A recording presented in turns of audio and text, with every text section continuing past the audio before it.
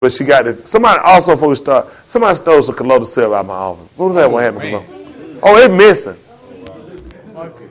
You can use it for AIDS, HIV, 1 through 8, the common cold, tonsillitis, bronchitis, broken leg, arms, eyes, burns, scoliosis, ear infection. All right, the only thing it don't work on is a butt kicking. Now, who got my colloidal silver? Because it ain't going to work. I tell you, y'all don't fret it. Hell, that. It just won't work. It ain't going to work. Who stole my colloidal silver? Everybody like the missing pie. We ain't going to never know who got it. No dog when they get through and go sit the empty bottle back in my office. So somebody have stolen from my colloidal silver. Then they're going to stop the butt kicking. Y'all good? We ready? Brother Davis? Brother Tim?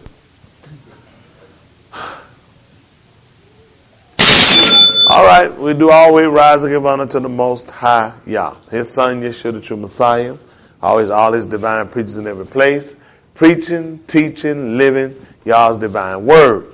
I wish the beloved minister that labor in this part of Vineyard, whom we're not ashamed to call brethren. Kodesh greetings to them in their respective places. I wish to those that are watching in by way of live internet, to the dispersed, to the scattered, to the Jews first, then also to the Gentiles. Kodesh greetings to them in their respective places. As we often say last, never least, to the way of Yah Synagogue. Amen. Proper honor to you all in your respective places. Amen. Once again, from TV, internet, radio, wherever our voice can be heard, wherever we can be seen. Before we came on, had nothing come on. When we go off, absolutely ain't nothing else coming on. If they're not teaching Kodesh, living a clean, sanctified life, the people ain't in nothing and they hadn't heard nothing. This is an attempt to collect the debt. Whatever you hypocrite, false pretend, backbite, mumbling and grumbling against will be used in that collection of a debt.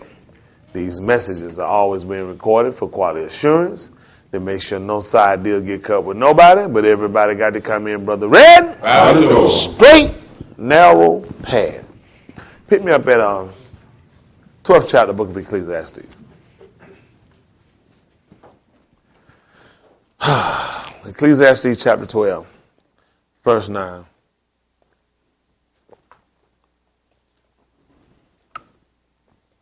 Make it 12 and 1 while the other brother give me 2 Timothy chapter 3 verse 15.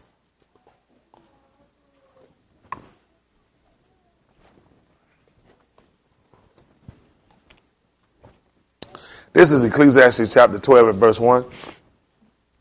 Other brother got me on 2 Timothy chapter 3 verse 15. Listen to the book.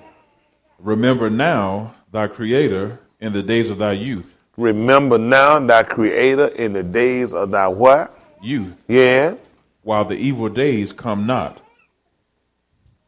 Hey, listen. Nor the years draw nigh, when thou shalt say, I have no pleasure in them. Listen. While the sun or the light or the moon or the stars be not darkened, nor the clouds return after the rain. In the day when the keepers of the house shall tremble, and the strong men shall bow themselves, and the grinders cease, because they are few, and those that look out of the windows be darkened.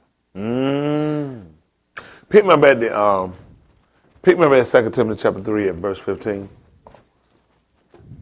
Other brother, get me the 27th chapter of the book of Matthew and about verse 42.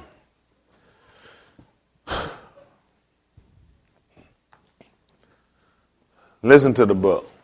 And that from a child. And that what now? From a child. When were you supposed to remember your Creator? And that from a what now? Child. What you know? Thou hast known the Kodesh scriptures. Which are what now? Able to make thee wise. Through what? Unto salvation through faith. Which is what? In Christ Jesus. Matthew chapter 27. And verse 41. Matthew chapter 27, verse 41. Listen to the book. Likewise, also the chief priests, mocking him with the scribes and elders, said, He saved others. Himself he cannot save. If he be the king of Israel, let him now come down from the cross, and we will believe him. He trusted in God. Let him deliver him now, if he will have him. Listen. For he said, I am the Son of God. Come on. The thieves also which were crucified with him cast the same in his teeth. What happened, son? Now from the 6th hour there was darkness over all the land. You still got me the 12th chapter of the book of Ecclesiastes? Amen. Now from the what now? 6th hour there was darkness over all the land. Yeah. Until the 9th hour. Yeah.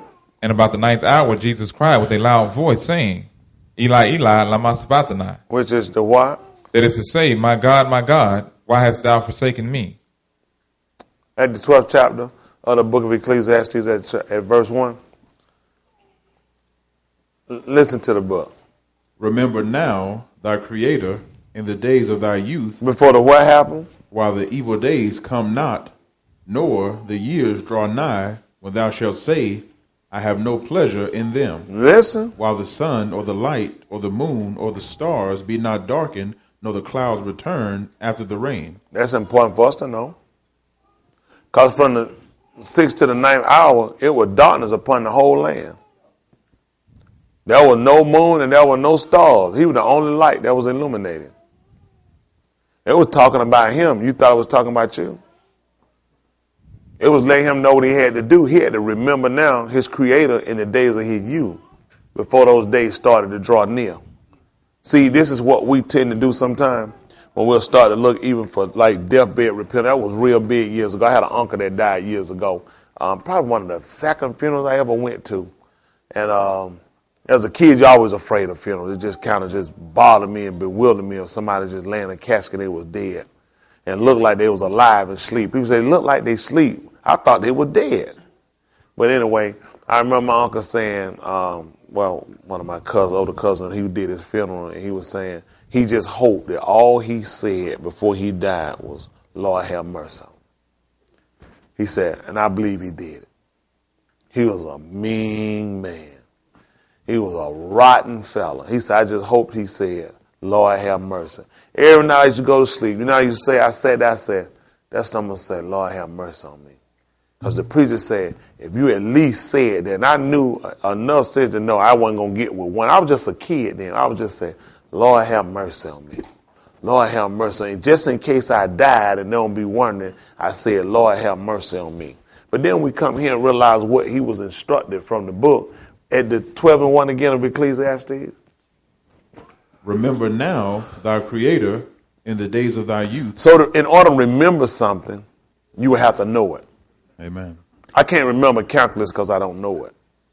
So now you look at, when we read these letters, we come back to understand the importance of he was told he had to remember his Creator in the days of his, what was it? Youth. Before the what happened? While the evil days come not. You don't think that's evil? Even Ecclesiastes talked about when a net catch a bird, he said it was an evil time. He talked about an evil time. He called it evil. Because once they catch those fish up, you know what happened after that. You're going to wind up dying. So now he called this evil because to the living, death is the worst thing we can look at happening to us, isn't it? So now he looked at, before that time come, you need to remember your Creator. Or for the what happened? Nor the years draw nigh. The year, because it started getting closer to it. Even said, not even before. Now he talked about first remember him before death. Now he just started saying, before you even get close. He said the year of time started to show us some things. Hold what you got right quick. People remember the 21st chapter of the book of St. John. St. John chapter 21. Give me probably about verse 14. Let me see what that says. Y'all all right tonight? Amen. Amen. Wonderful Savior. Amen. You know, it's just a blessing all the way around. We just consider the mercy and the goodness of the Lord. Isn't that right? In the Bible, I said, I had almost fainted if I hadn't believed to see the goodness of the Lord. He said, I'd have fainted. I'd have gave up. And you know what kept him holding on? He remembered what the scripture told him. He had to remember now he's creating the days of his youth before death came. He saw the years draw near. So don't even do no something I said, as long as I make sure I get it before I die. And then he starts saying, even before when you start seeing the years start to change for you. You know, from a child like these teenagers, we look at them and we say they have more years in front of them or behind them. Got more years in front of them. Eventually, they're going to get to where you're going to have a whole lot more years behind you than you're going to have in front of you.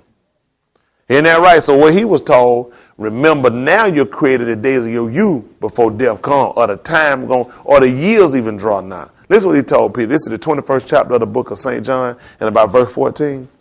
Listen to the book. This is now the third time that Jesus shewed himself to his disciples. This is the third time he showed himself to the disciple. And what happened? After that he was risen from the dead. Listen. So when they had dined, Jesus saith to Simon Peter, Simon, son of Jonas, Yeah. lovest thou me more than these? And what happened? He saith unto him, Yea, Lord. See, the Lord asked him a question. What did he love? He said, you love me more than these? And he said, yea, Lord. Yes, Lord. What happened? Thou knowest that I love thee. He said, you know I love you. What happened? He saith unto him, Yeah. Feed my lambs. Feed my lambs. He saith to him again the second time, Yeah. Simon, son of Jonas, What do you want to know? lovest thou me? More than what? He want to know, lovest thou me? He saith unto him, Yea, Lord. He said, Lord, you know I love you. Go ahead. Thou knowest that I love thee. Come on. He saith unto him, Feed my sheep. Feed my sheep. He saith unto him the third time, Simon, son of Jonas, lovest thou me? More than these. Come on. Peter was grieved because he said unto him the third time, Yeah. Lovest thou me? What happened? And he said unto him, Lord, thou knowest all things. Yeah. Thou knowest that I love thee. He said, you know I love you. Come on. Jesus saith unto him, Yeah. Feed my sheep. Feed my sheep. Come on. Verily, verily, I say unto Truly, thee, truly, I say unto you. when thou wast young, Uh-oh. What should have happened to him? What should have happened to him when he was young? In the days of his what? Listen to what Jesus told him. when thou wast young, What happened? thou girdest thyself. You was able to put your own stuff on. Isn't that right? You know what's amazing about this same situation right here? Peter was sitting on the ship and he was sitting there naked, and he wound up putting on his robe and wound up girding himself. Jesus came here to get himself and properly close himself up. Jesus had come. And now he let him know when you young, you were able to do that. What happened, son? And walkest whither thou wouldest. And you went wherever you want to go. What happened, son? But when thou shalt be old, Uh-oh. I don't know what this happened. I don't know what this got to do with nothing in the Bible. Talk about him being young, not talking about when he old. What happened, son? thou shalt stretch forth thy hand, And what's going to happen? and another shall gird thee, Somebody else going to have to help you up. Somebody else going to have to dress you. What happened, son? and carry thee whither thou wouldest not. And you know what? You ain't going to have to worry about what. Somebody had to pick you up and carry you where you wouldn't go. What was he talking about, Brandon? This spake he, Doing what? signifying by what death he should glorify God. By remembering his creator in the days of his youth. Before those days come. Or when the time come, he said, the years draw nigh. Or when the time come, he said he don't have no pleasure no more. You know how sometimes it was something, like mother, I say it with them and father. Is it sports or anything y'all used to do when y'all were younger, stuff y'all used to like to play? Was it any game like hopscotch, or was it a favorite game, anything? I mean, anything. Was it something fun y'all used to like to do? What, hopscotch, basketball or something, whatever it might be. You know, how you feel about it now? See how the word tell you? Say, the years draw now, you start realizing, I don't have my mind ain't down no more. Let's start looking at the importance of why we get them, and then you can understand now Paul's level when he would have wrote them, said, and from a child. He was teaching, it was important. His mother, being a Jewish woman, she sat down and he knew. He was talking about him, his mother, and his grandmother, Lord. Talked about the faith that was in them. He said, I know you done known it from a child. That I had known the scripture, which are able to make thee wise through faith in Christ Jesus. So you start to sit down and consider now where we at and look at the importance. When we look at him, it's still parallel over for Timothy. The writings that we get concerning the Son, Yeshua the Messiah, it all reflects back to the stars. The same ordinances that the Son been given to the stars and to the moon. They got to be light. When he put the sun up in the heaven, he said, and let it be for what now? They want to be for lights, for signs, for seasons. Well, guess what the stars got to come along and do? They got to do the same thing. Certain period of time, you start looking for a light to illuminate a little more at a certain time of the year in the stars. Certain time of years in the sun, you look for it to be closer and to give you more heat. Certain time of years, you look for the sun to kind of draw back, don't you? And it start to get colder. Well, now he started to let us know by the word we identify our changes. There are changes that we make come along. When we watch the Son, we begin to look at how close we have to mimic him. What Paul learned through the law, he was able to translate over to Timothy and let him know that's the same thing Yeshua had to do. Because if he didn't, it was no way for him to make the completion of what he had to do. He said, the years when they draw near, you say you don't have no pleasure. It was one time you enjoyed the time. He was able to tell him, because my hour hadn't come. I'm good. It ain't time for me to go. But then when it started getting closer, he started getting into agony. Remember he withdrew from them about a stone cast? Because you know what started happening? I ain't liking this no more. It ain't the same. Now, he started looking at, I'm closer to death than I am to life. So now the importance of why we come along and instruct these children, and even with a lot of you guys while you're young now, because time's going to change for a lot of y'all. And right, your strength and your speed ain't going to be the same. Some of y'all, I remember Zach loved to run. It's going to be some years, mother, father, Uncle Ted, y'all can testify some more. It's going to be some years you ain't going to like that running. When you get through it, how your knees going to feel, how your back going to be all discombobulated. Last thing you think somebody you want to go, I ain't doing no running. Them years change. Time start drawing out. That's what he was trying to tell Peter. You love me? Feed my sheep. He was looking at what Peter was doing. He out fishing. He want to know, do you love me more than this? I love you. Do you love me again? Ask him again. He said, you know I love you. Ask him again. Third, he said, why you keep asking me the same thing? I know he knows something. What in the world? He said, I just want to make sure you're going to stay on the work. See, when you were young, you could do a whole lot of things. You were able to take yourself. He said, but when you get older, time going to change. Somebody else going to have to dress you. You know what? It's some people, when they get older, they become less with God. I remember years ago, we were older people. They used to stop coming back. We said, come to church. I remember that older people, they had went so long, it'd be like they retired. Old people, folk retired, not just retired. They don't even come no more. You say, man, you can retire in God. You don't have to show up no more. When they retire, they don't even be members. They don't even go back there no more. Minister Boss, his father retired, didn't he? Does he still go back? Do you know if he still goes? See, when you retire, you don't have to go back. You can put in so much time with God. When you leave, that be it. Your pension be paid up with the Lord like they don't have to show back up no more.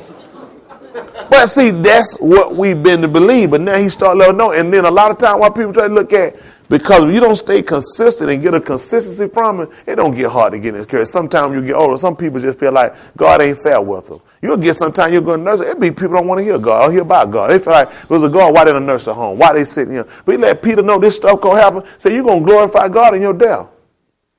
That's when we look at him telling him that was what we learned about him. He wound up glorifying God in his death. We had to be able to give God the glory in our living and our death. For us, for those that are saints and look at potential saints, you got to consider what's actually been put on you. He got to get the glory when things good for you and got to get the glory when things not in your favor. Right.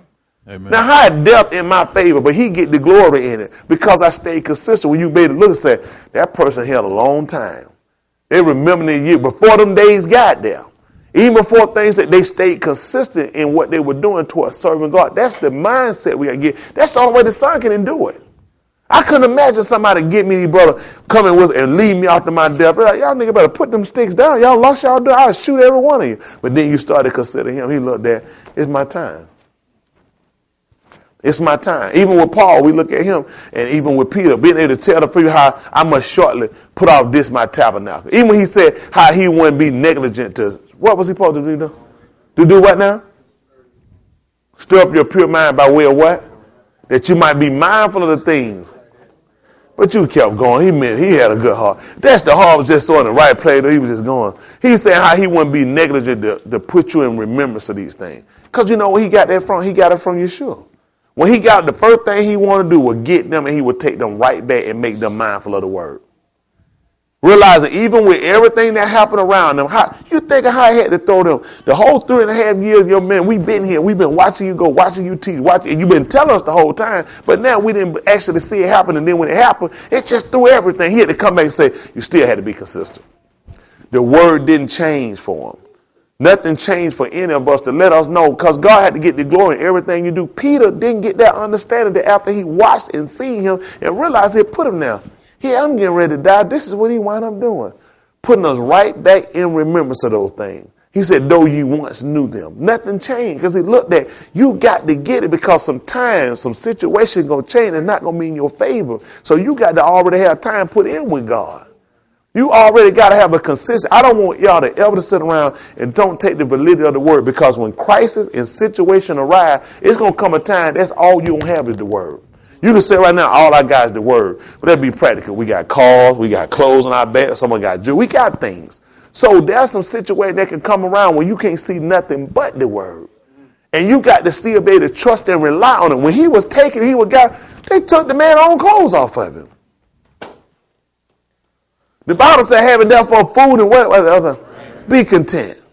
He was stripped. They stripped him down. He had to still learn to be content, even in a state of embarrassment, a state of stupidity, a state of these folks saying, spitting on me. Because he said, God going to have to get the glory in your death. And sometimes God's glory come in through our shame. When we got glory, you know how we wind up getting it? We wind up shaming God. So now for God to get glory, now you got to become ashamed. Paul even talked about how he became the offscourging of the whole world. Pick me up at 1 Corinthians right quick, chapter 14. Wonderful Savior. Amen. 1 Corinthians, chapter 4. Pick me up at about verse 9. Let's see what that's saying. Listen to the book. 4:9. Yes. For I think that God hath set forth us as the apostles last. As it was what? As it were appointed to death. Y'all see that? He said, I think God kept us around for the last. As it was, according to being appointed to death. Talk to me, Paul. For we are made a spectacle unto the world. You hear what he said? We are made a spectacle unto the world. What else, Paul? And to angels. And to angels, because they looking at us. Come on. And to men. And to men. What happened, son? We are fools for Christ's sake. So you can call us stupid. He said we ain't stupid because we don't know. He said we stupid for Christ's sake. For Christ's sake, the mere fact that we don't interact with this world. You know what Yeshua told us concerned about these people? What did he tell us about this generation? They're wiser than the children of light. Isn't that right? Which means if they were wiser than us, what would they call us then? Fools. You're stupid. You don't know nothing. He said, yeah, we fools, but we fools for Christ. You know what he looked at when he looked at we being fools? Who else we can find about that talked about that or something similar being a fool? Who? Who else? Isaiah. Who you going to call? Just read my mind. Ain't that good? Now, he right. Pick me up if you would at Proverbs chapter 7. Hold what you got at 1 Corinthians chapter 14. We look at verse 10, verse 11. Verse 10. 1 Corinthians chapter 4 and 10. Hold that for me. Other brother got me Proverbs chapter 7. Give me about verse 11. 7 and 11. I might open my store and call it that one day. Then change it to magic marker. This is Proverbs chapter 7 and verse 11. Listen to the book. She is loud and stubborn. Her feet abide not in her house. Talk to me. Now is she without. Yeah. Now in the streets, and lieth in wait at every corner. Listen. So she caught him and kissed him, and with an impudent face said unto him, yeah, I have peace offerings with me. This night. This day have I paid my vows. Therefore came I forth to meet thee. Who did they talk like? Who did it sound like? Judas. They're all smart. That's what I'm talking about. What did Judas come up and betray the man with? With a kiss. He said, you going to betray the son of man with a kiss? Listen to what she told him. She told him this day, so I'm paid my vow. Judah got paid. Judah done cut a deal. He had to come and get his money. I got to come work. Whole time they heard Proverbs, you think they knew they were talking about Judas? Who wound up telling us about who talked about Judas? Peter told her who talked about him? David. But David wasn't the only person. David talked about him too. David said, it wasn't an enemy that reproached me. He said, then I could have borne it. He said, it was a man might equal my God. We took sweet counsel together and went into the house of God. Even talking about how they sat down and ate together. But now we find, see, he's not the only one. He just recollected to call one person. But now we find here in the book of Proverbs, Solomon seen him. With an impertinent face, he came and looked like it didn't know. He said, now he that had took the money had gave him a sign. Said, now whom shall I kiss? Said, that's him. So here she came up with an impudent face, trying to look like she was, hey, how you doing? Look, mwah. That's him. Judas came up, greeting him good, and he looked and already knew. You harlot. 7 and 10. What did he say that met him? And behold, there met him a woman with the attire of an harlot. That's him. She is what? And subtle of heart. Real tricky. She is what? Loud. And what else? Stubborn. Her feet? Abide not in her house. Judas didn't stay with him. In the 26th chapter, 26, when they sat down to break bread, he looked at them and said, that what you do, I forgot what it was. He had to go. He couldn't stay there. Loud. When they said and busted the alabaster box and put on the head, I wonder the guy, I can't remember the one. I know it's Matthew, Mark, Luke, or John, probably one of them wrote about it. What did he said something about, this could have been sold for some money and given to the poor.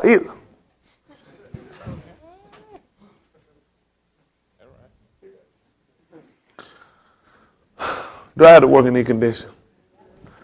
So we look at, he already foretold about him.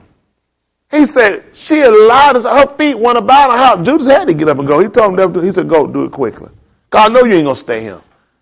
And that's the same thing. You look at that woman. No sooner her husband got gone, she was right out the house. Here we were, Solomon telling about a proverb that wound up. Why you think at the 12th chapter we always start? 12 and 9 right quick. Pick me up at 12 and 9. You hold what you got at 7:13. He got me 1 Corinthians chapter 4 at verse, hold on, let me tell me. 1 Corinthians chapter 4, we at verse 11? 10. Same thing. Just take that last one and circle it around, make it a whole. Ain't it around can tell you. I got to teach that boy math.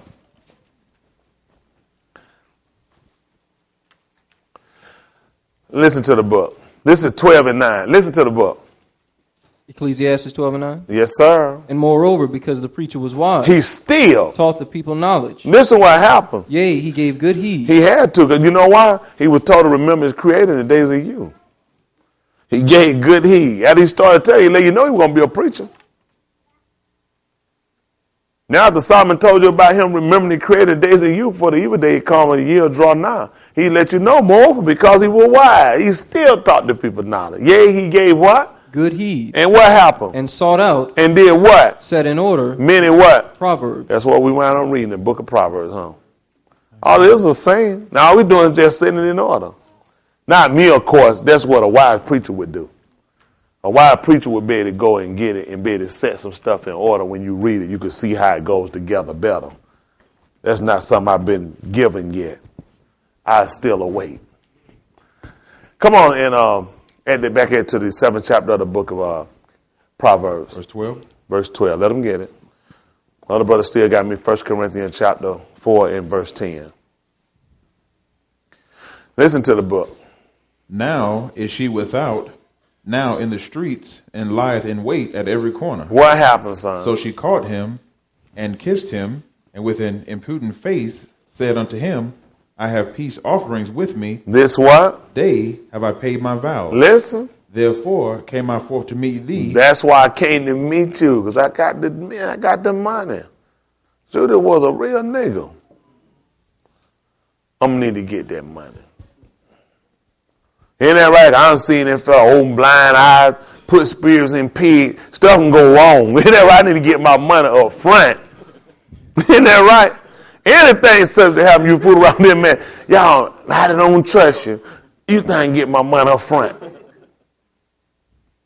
You talking about you going to get Jesus. You don't want to wait to get paid later. If you going to make this stupid move here, can I please get my money up front? You know what I'm talking about? Listen to the book. Diligently to seek thy face. You see that? He was persistent in seeking Jesus' face. Come on, son. And I have found thee. And I found thee. Come on, son. I have decked my bed with coverings of tapestry. Yeah. With carved works and with fine linen of Egypt. Y'all see what happened? That's where they wound up wrapping Jesus in a linen cloth.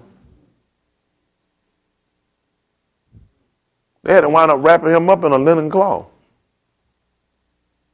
What do you think his bed was? The Bible told us he made his bed with the wicked. That's the grave. The wicked and the righteous go to the same place. Even Paul, even Solomon asked in Ecclesiastes, he said, do not all go to one place. Amen. All right, listen. I have perfumed my bed with myrrh, aloes, and cinnamon. She had already put the oil on him. Isn't that right?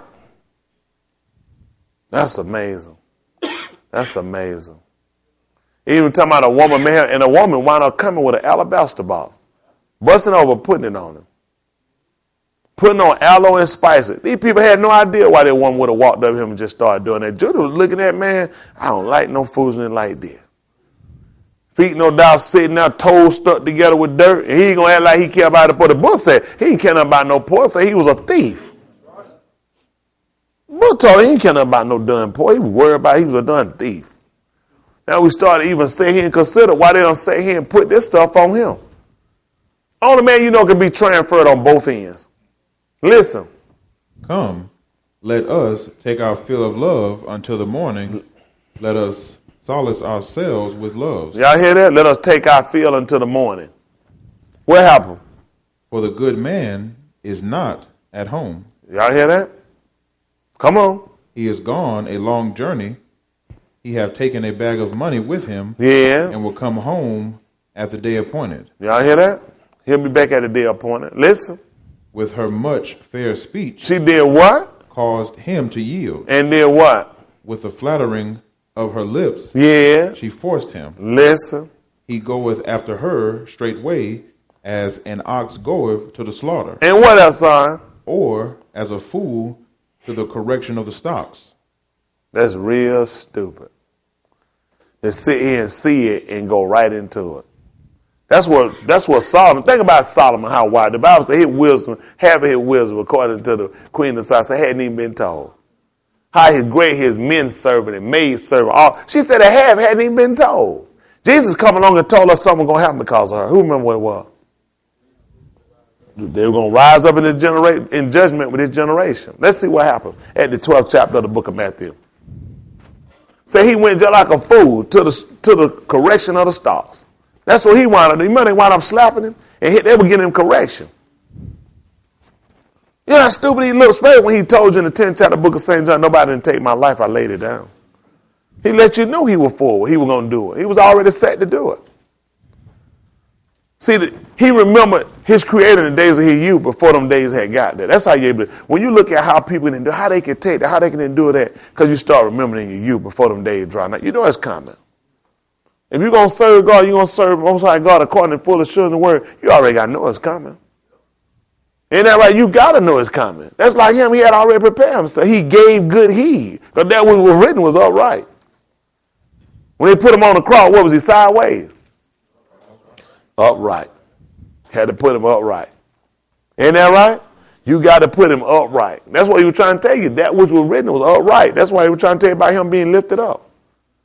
When Moses, when the folk were bit by you, ever seen a serpent bit you upside down? He gonna stand upright in it. That's what he told you about him, the Son of Man. Just like he said that like Moses lifted the serpent up in the wilderness. Said, I'm about to be lifted. I said, if I be lifted up. What was he talking about? Signifying his death. Because that which was written was upright, even words are true. When John wrote, the Bible even talking about he that testified us, he said truth. So he knows the truth. Because what was written was upright. That's what we sat down to consider. The only thing that's going to validate all of us in the last day is the word of the Most High God. That's the only reason we're here. We're looking for validation.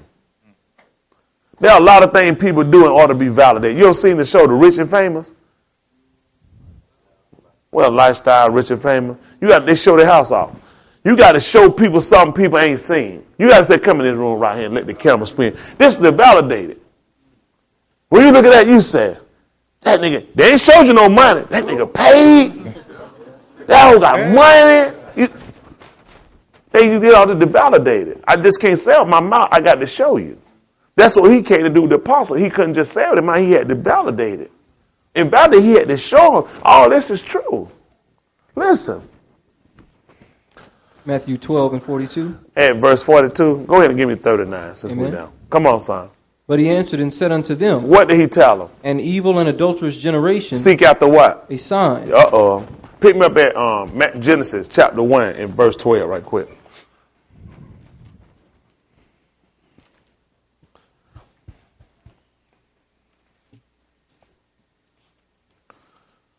He told me Matthew chapter 12 and verse 39. Other brother got me Genesis 1 and 12.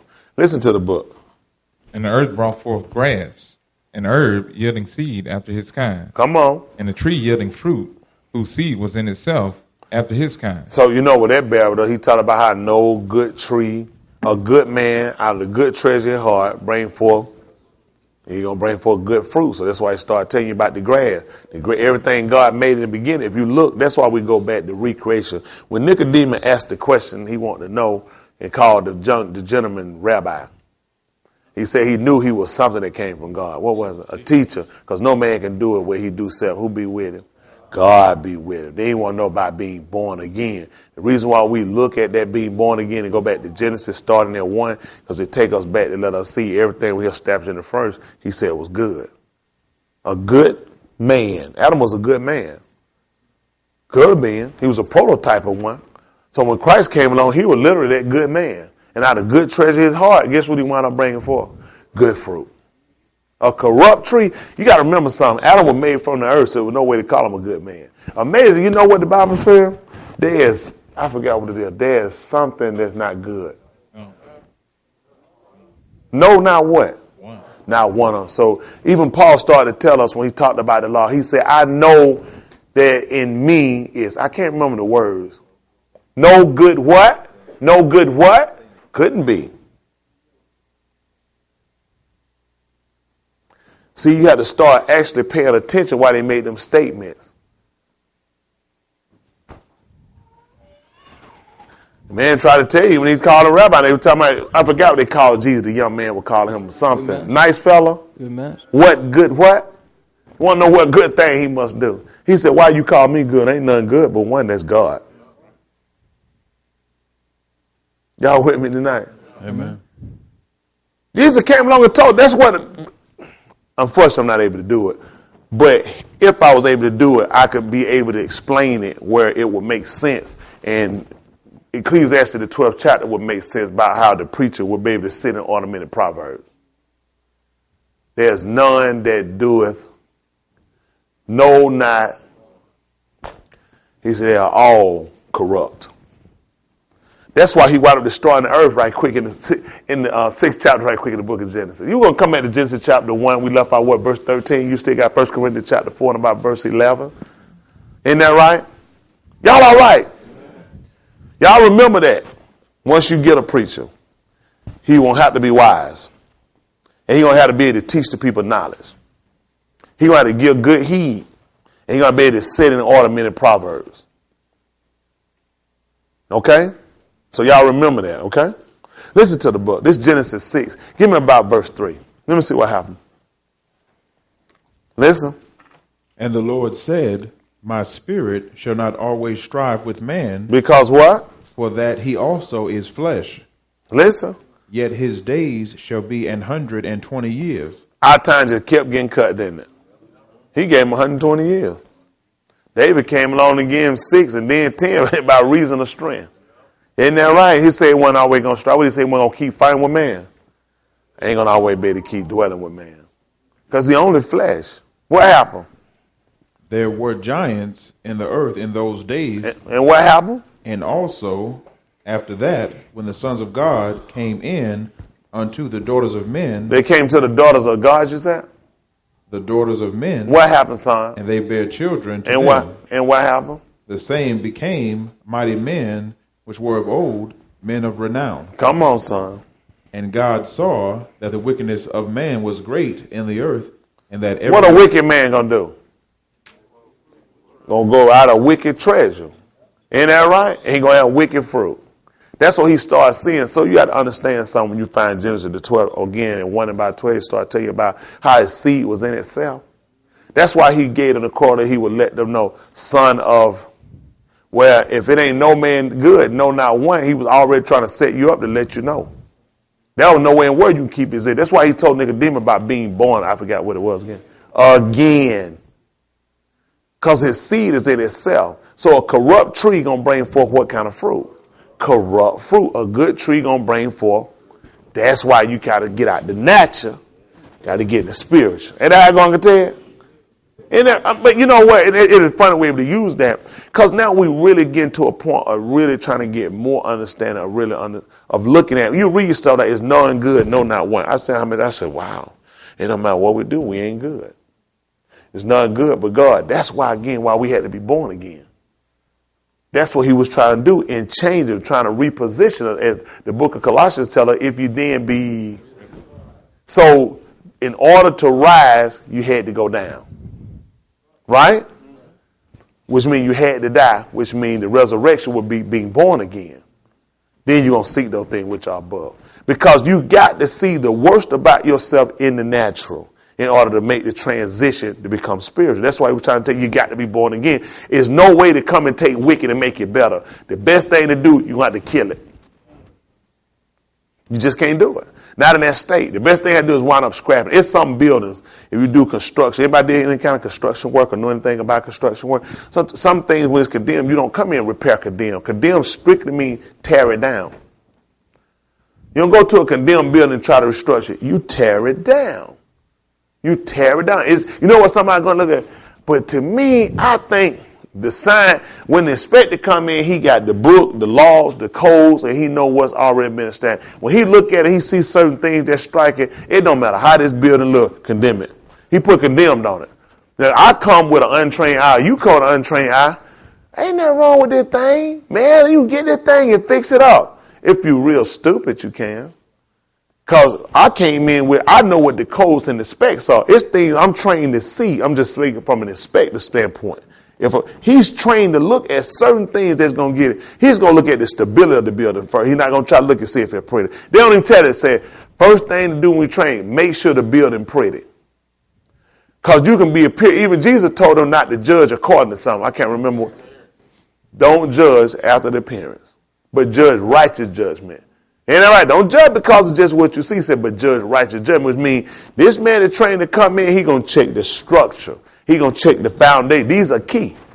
Then I got to look at the cover. There's certain things I find that been fractured or impinged upon, or find something wrong, I just put condemn. You trying to figure how he just went in there and did that. It's certain things he picked up and saw. The rest of them ain't make no difference at that point. Once you hit certain areas and you find that it's wrong in a building, you see certain things now, foundation cracks, just condemn it. It ain't worth it. You can take some and you can just rub some cement across that crack. That's not what we're going to do because it's been compromised. Certain things can't be compromised. He ain't going to walk in and say, this is the ugliest brown paint I ever seen. This building condemned. Because what he'll be judging then? According to appearance. He'll judge according to liking. He don't like brown. Isn't that right? Walk in and see these wonders. Who in the world put them stupid drapes? That is the stupidest looking curtains I ever seen. Condemn. Because all this, none of this is factual. This is all opinion.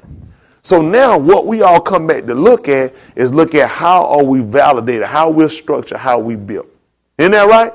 Anybody talking about how we supposed to grow up in him or Kodesh temple? Isn't that built upon the foundation of the apostles and prophets?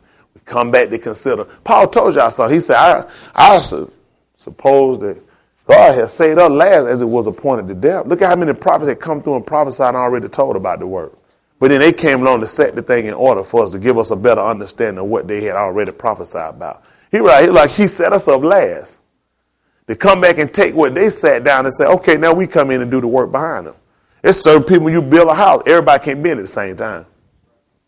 There's certain people you can't bring. I worked on sites and did a little, not the building part, did a little building, not contract. I used to do a little building. So little stuff I know. Certain people can't be, it ain't their time yet. They'll come out there, you can't put no electrician in before you put no framing up. And no roof. That's just going to be stupid. Ain't no roof and the electrician will come in and hooked all this foolishness up. Now, his mind he looking at, it's easier for him. It's people, when you got contract, people come and say, I need to be able to I can go and put my stuff in now. You trying to tell them, the superintendent trying to know, you can't do that yet. I'll do is more convenient for you because you ain't got this stuff in the way. Your stuff, if it rain, it's going to be a mess. It's best for you to wait till a roof get on this place. Best when we start getting some cover, getting some size, and getting some sheetrock, some other, not no sheetrock, there's some other thing we need to get set up before you get here. You'll get people start crossing each other. Once everybody come and work in their time in their position, then at the end you see a house completed.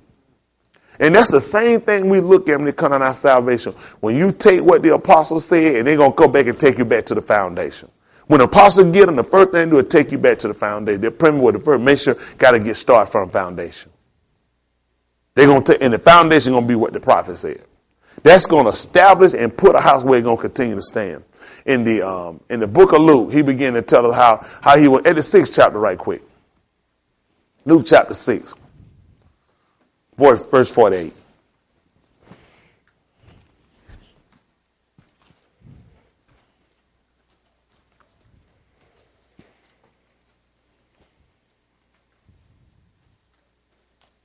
Listen to the book. He is like a man. Pigment what said 47? Yes, sir. Make it all right, 47. Listen. Whosoever cometh to me and do what? heareth my saying. Y'all hear whosoever come to me and heareth my saying. And doeth them. And doeth them. I will shew you to whom he is like. He said, I'm going to show you somebody that I'm going to give you an example. He is like a man. That doth what? Which built an house. That built a house. What did he do, son? And dig deep. And did what? And laid the foundation. Hold on for a minute. Start over. Tell us about the roofing. He is like a man which built an house. He's like a man that built a house. And dig deep. And what did he do? And laid the foundation. He gonna come in there and put the roof on first. And laid the foundation on a rock. First thing got to happen, you got to lay the foundation. They realized that, and in laying the foundation, they got to go back and get the prophets. It's needful. It don't matter how you look, what you like. You got to go back. You got to get the prophets. That was their foundation. He said, we got to go get it. We got to go get the foundation. And when you go back to the prophet, you're going to wind up with Jesus. When you start laying the foundation, because you're going to get one stone that's going to be a little stronger than everybody else. One that you know, I'm going to count on this one to be the whole strength of this house. I'm banking this whole house on this. You'd be surprised. Your whole house, what is banked on? That's what he look. That's why when we come along in the natural, you'll see stuff come along, mudslides and move stuff. You'll see earthquakes or houses start sinking. You find they putting them on side of sinkhole houses. You'll see that communal houses just be sinking. Stuff happen because you need to try to show her. He's trying to show these people now wiser they try to be. In 1 Corinthians, the 2nd chapter, in the 1st chapter, he told you how he confounded the wisdom of the wise and bring nothing to understanding to the knowledge of the prudent. Bring their knowledge to nothing. Because they don't understand how important they got to get a foundation first. They got to be structurally sound and built on him first. That's what happened with us a lot of times. We'll take off because of habits. And we'll start to try to proceed out after God, but it won't actually line up according to what he told us. How we believe, how we worship, how we serve, how we function in him, how we have to be so disciplined in everything we do. A saint had to be disciplined in everything they do. We have to be disciplined in correction. We have to be disciplined in everything we do. That's what the word come along and show us. Unlike the world will never understand it. They'll never understand the premise of how the word operates or how it goes because they don't want to. It's all about feelings. This is what we're doing. You know what the Lord does and makes it harder for us, what makes it sometimes hard and give us a struggle. He allows us, we have to be almost emotionless and have emotions. Then we have to show emotions when we're at the time we don't actually have it. He say, now you got to have compassion. You say, I don't want no compassion right now. Now he said, just strictly no emotion now. Yes. But this thing hard. It's a matter of him having just total control. And in order to do that, sometimes you got to put something now that you would normally draw to or something that it might gravitate or hold you and then let you see you can break that stronghold. In order to do that, he told us he had chosen us to go through the furnace of affliction. Sometimes we don't understand why the Lord will let things happen or let things come up in our life or why. It's always to try to prove us and go because teeth and tongue and can say a lot of things and we can put a lot of stuff out. Until you actually try and put in a situation and you set into a situation that you have to he unravels you to say, I didn't even know this was my hole. I never even thought, I never assumed it. But in putting us in it, as much as it might hurt us or antagonize us, it's the mere fact to prove us. He gonna prove us. Because he got a whole world. Y'all know how many people, it's people on Sunday that recite some of the same stuff we say. They're on the Sabbath. It's people that do it. What makes the difference between them and us? I'm gonna run on in Jesus' name. And they're right, the devil got the devil under my feet, then the devil done got him down in this thing they do. I thought you said he was under your feet. So, Lord, come for our word to see, are you really standing? That's for every one of us here. It's a lot of things in time you'll understand. When he sat down to wipe Peter's feet, Peter told him, you remember what Peter told him? He said, oh, Peter said, no. I don't like no guy fooling with my feet now. He said, if I don't wash your feet, he said, you don't have no part with me. He said, Lord, not only my feet, but my hands and my head. Don't tell me that. I don't want that because I got a complex about my feet, brother. I'm real funny about my feet. Don't want folks. But he said, but if I don't do that, see, he ain't got no part with me. Hold on for a minute. I ain't got that kind of conflict now. Go ahead and do the feet, and let's get the hand and go ahead and do the head too now. You know what he told him? First the knee, then the elbow, straight to the head. Isn't that right? That's it. First the knee. Because that's where the feet are tatted. And then they got to get them hands. They're tatted down to the elbow, straight to the head. That's what we look to consider how it came. Now, just think, whatever that could have been for whatever reason. Of course, it don't say. I just kind of, they said, may ad lib. Not in the point to saying that exactly what happened. But that was a complex. Peter looked at whatever fear, whatever he had. I'm not going to let you do my feet. But all he had to hear was, you ain't got no part with me. It had to be pushed to that limit that he realized, I'll get past that and go further. He said, if your brother compel you to go 1 mile, what did he say, go? Go 20. He could have just said, well, go ahead and do my feet. No. Do my hand. If this going to let me have an inheritance and a part of you, I don't want that to be no holdup for me. See, a lot of times people listen to being born again. Paul talk about this building dissolve. If this earthly tabernacle were dissolved, we have another eternal in heaven. You know why you would have to tell a person that? Because we're still creatures of habit. We're still creatures that's in the flesh. And there are things, being in the flesh, we're still subject and prone to. You're not just finna say and tell me to die now you ain't got nothing else for me. Why would I just come through here and just die? He said, you dissolve. If I dissolve, that's it. If I got a company, that's the only way I eat and that's the only way I survive and pay my bills, you tell me that company dissolve. Just dissolve that company. What am I considering? How I'm going to live. You're exactly right. How I'm going to live. How I'm going to pay my bills. Huh? What I'm going to do? So then you got to give me something in exchange. Something's got to be given in exchange. Even with Judas, if something had to appeal to him to just get Jesus, we didn't just sit there and say, point Jesus out for us. I done seen this man heal, bring folks up, crippled, blind, demons run out of folks. Then you got to give me something that's going to appeal to me to get me to do that. He told me if any man will come after me, I forgot what he had to do something. You said lie to himself, deny himself, and he had to take up something. When? And do what? Every day. Every day being crucified. Because the more understanding we get of the word, the more it wind up putting us in a different state. You know what? He put us in a state. He said, it was some kind of man, he told Isaiah, he said how some above was supposed to be his, somewhere where he said, what do you call it? His throne, and somewhere down here supposed to be a footstool. He asked about us building something for him. House you would do what now? Because some he already had did. His hand made all these things, but where was he going to look at then? To this man I'm going to look. Even to him that was something kind of, what's a contrite spirit? He's going to be humble. He's going to be submissive. He's going to be broken. A contrite, that's a sad man. He was, and amazing when Isaiah picked him up before that, he said he was acquainted. You have acquaintances. Some people you work with, they're not actually friends. You say, so is this your friend right here? You said, well, no, he's not. I'm acquainted with him. And then Isaiah told us something about his acquaintance.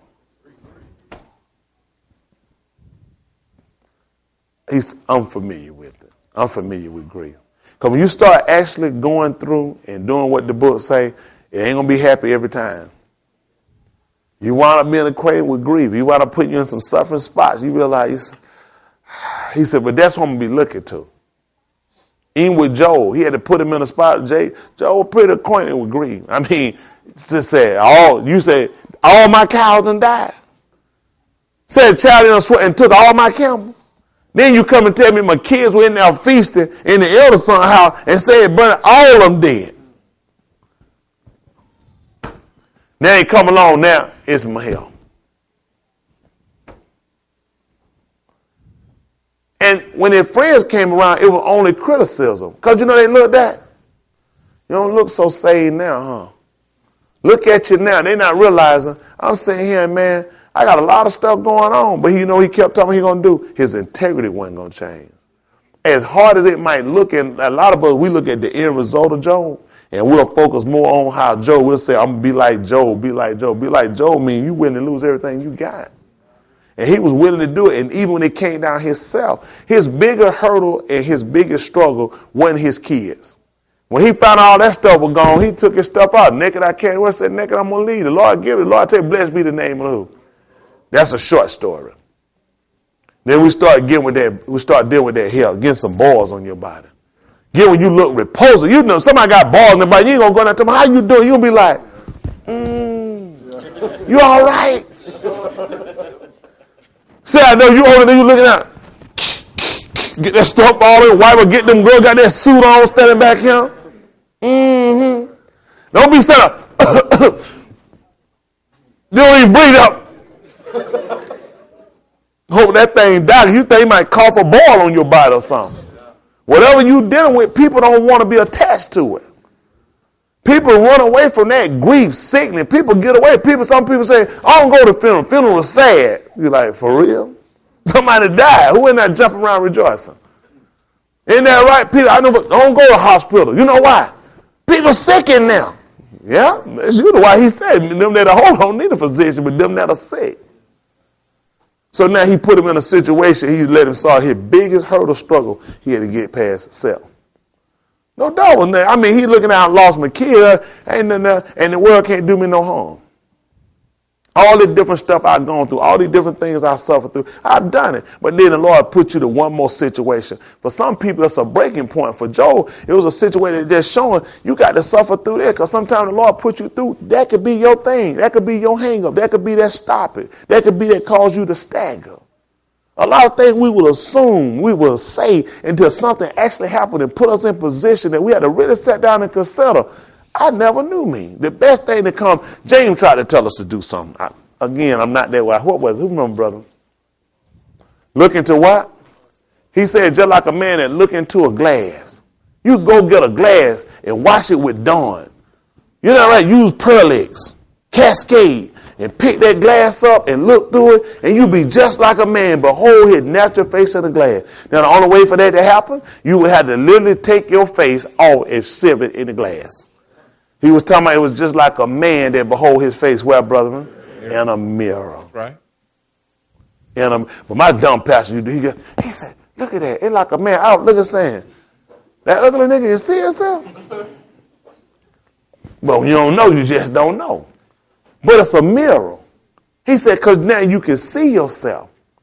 That's why you have a mirror. God put a lot of stuff here to condemn us. It's a lot of stuff here. You look at that man, you see, man, my TV, I ain't going to brush him. My hair napping and my eyebrows all pushed up this way. I'm good. Naturally, there's no way in the world you'll do that. You see a big collard green stain shooting through your teeth, you just going to shoot out the door. You're going to look at that and say, wait a minute. Try to get it clean. Brush again, get that toothbrush and brush that one teeth.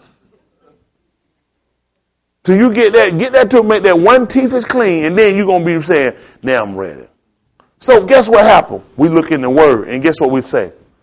Now I'm ready. Ready for what? Ready to die. That's right. When a person come and look at me, who go get ready, get in the mirror, brush up, wash their face, do their hair, do all that stuff, look nice and neat, and get in the bed. You getting ready to go, right? Guess what we're doing while we're in here hearing the word? You're getting ready to go. That's what we're preparing to do. Every day we live in, he said, we which are alive are always delivered to what? Domino? To death.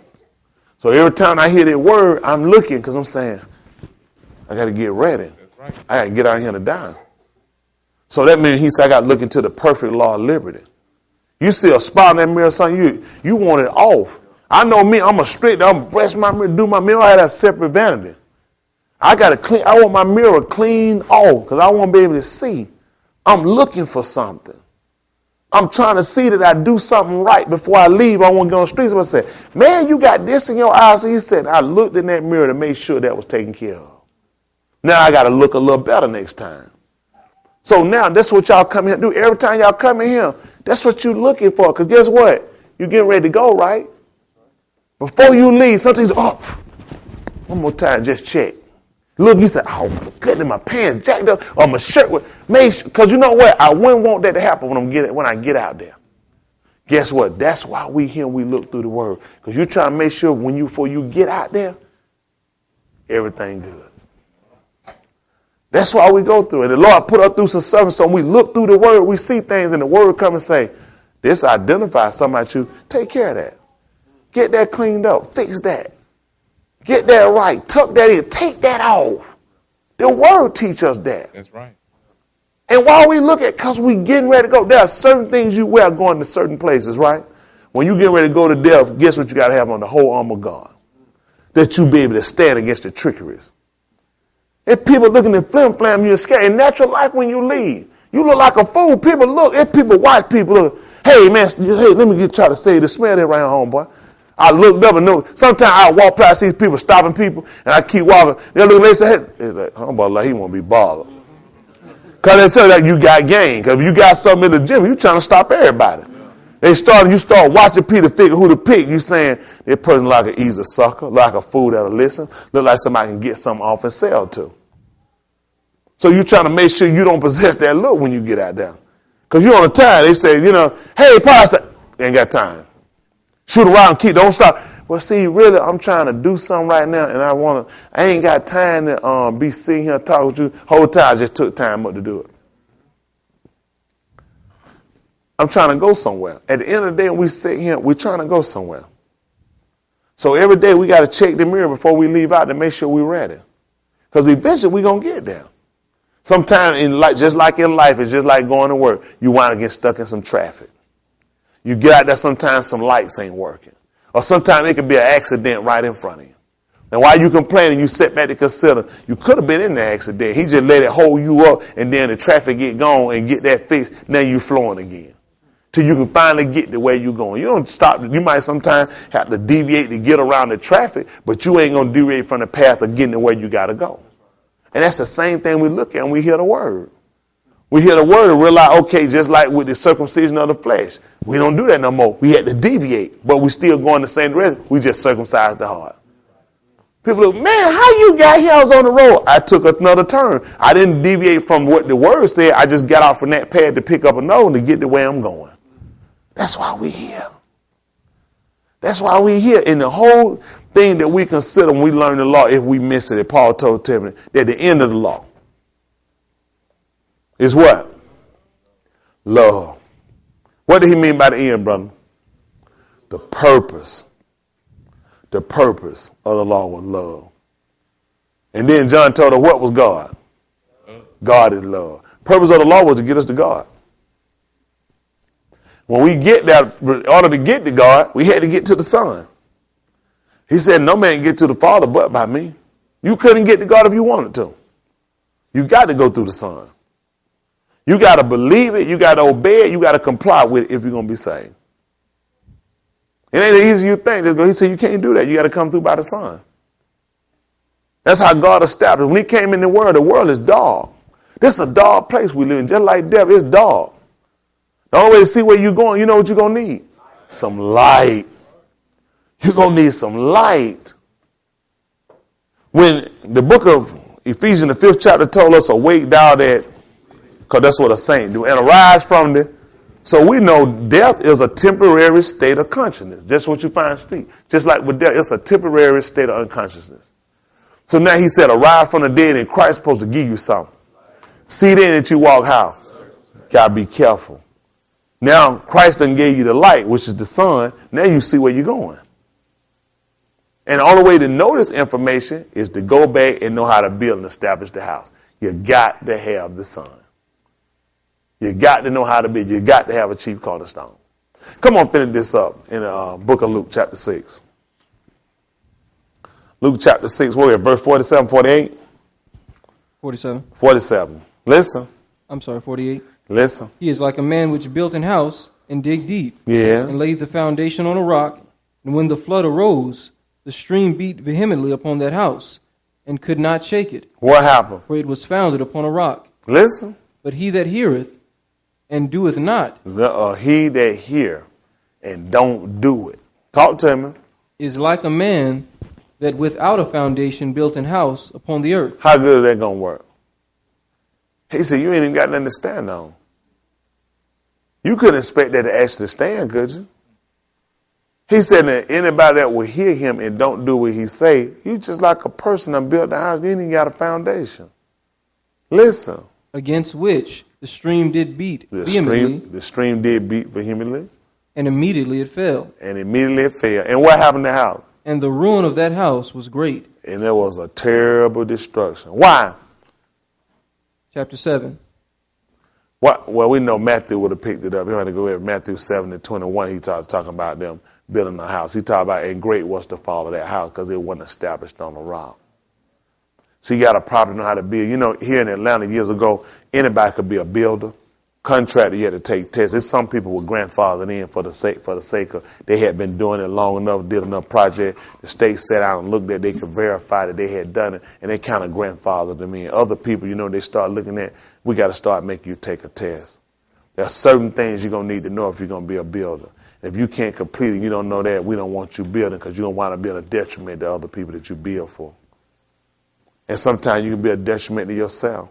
So therefore, he said, you got to qualify people. That's what they looked at. Years ago, I remember a guy was going to sell me a bill. He said, listen, man, he said, years ago, I used to have connects. He said, I could draw on a piece of paper what I was going to do, get it to the county, they let me build. He said, now everything done blank and chain. They come out with all these codes and rules and all this stuff you got to do now. Hard to get it done. You know what they looked at? Too many people just putting something on paper and building stuff, and they wind up getting it with detriment to them or people they did it for. See, first you start out and you can say, well, it's just you're a hurt to yourself. Then you start looking at you be a hurt to other people. Other people say, I seen you build something else, you build for me, not knowing they're not qualified. Kind of like we do today with all these people with churches. They hear no, just ain't going to change. Some of them don't know nothing. They still out here building for other people. Other people coming and they cohabitating with them in places they build. He said, ain't even established on the rock. It's going to fall. The man that was wild looked at, if I got to build him and I know the ocean right here, it's going to make sense not to put it dead down in the sand. This house need to be elevated because there's a strong chance, knowing time, knowing water, knowing wind is coming in. And this house going to have to be solid enough it's going to be there. It was standing when it comes. If I'm by an ocean and I got a lake, a big, huge lake, you know water going to draw other water. Water coming because it got to be filled back up. Too much life dependent on the water. So I got to build my house where it's going to be able to stand when the storm comes, when the wind comes. And wind, sometimes rain come with wind. That's how you get clouds to move. You got to use wind. They can't move on their own. So I already know the wind going to pick up. I already know the rain going to fall. I know the water going to come up out of this ocean, come out of this lake. They're going to wind up coming up against my house. But if I build it wrong, I build it right, it should be able to withstand it. So here we are knowing all these different things going to come. The devil going to attack us, family issue going to attack us, finance going to attack us, our health going to attack us. It don't make sense not to build on the rock. I already know I'm going to be tried and tested on it. See, the reason why he could look and that Paul said we are fools for Christ's sake, because we're not doing that. We don't know. We already know it's going to happen. He told us it's impossible. Offense must come. Why was somebody talking? I can't believe I was offended. Then either you haven't been taught or you just forgot. It's going to happen. So that means I'm going to have to dig my house deep so when I am, I can still stand. A lot of times we'll set ourselves up for failure. It's quicker to build the way the second man built. Just put it and shoot it up and put no foundation. Because foundation take a lot of time and really all ain't important. You ain't worried about that.